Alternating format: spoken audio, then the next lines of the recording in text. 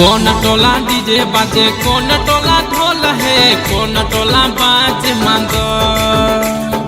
कौन टोला लागल झुमरिया लागो है बड़ी सुनर कौन टोला लागल झुमरिया लागो है बड़ी सुनर नीचे टोला डीजे बाजे पीछे टोला ढोल है ऊपर टोला बाजे मांगो ऊपर टोला लागल झुमरिया लागो है बड़ी सुनर ऊपर टोला लागल झुमरिया लागो है बड़ी सुनर।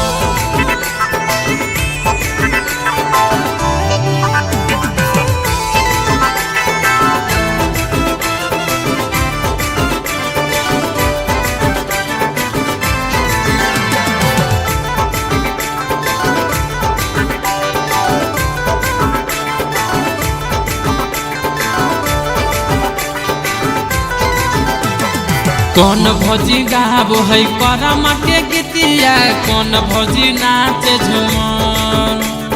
कौन बहिन पूजे करम डढ़िया लागो है बड़ी सुनर कौन बहिन पूजे करम डढ़िया लागो है बड़ी सुनर बड़की भौजी गाबो है करम के गीतिया छोटकी भौजी नाचे झूमर हमार बहिन पूजे करम डढ़िया लागो है बड़ी सुनर हमार बहिन पूजे करम डढ़िया लागो है बड़ी सुनर।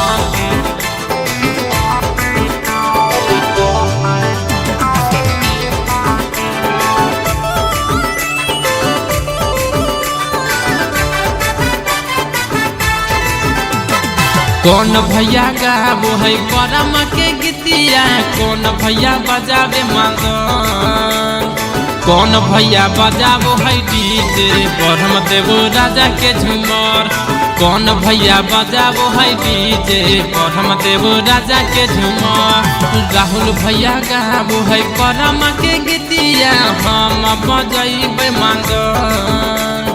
बबलू भैया बजाबो है डीजे ब्रह्म देव राजा के झूमर बबलू भैया बजाबो है डीजे ब्रह्म देव राजा के झूमर।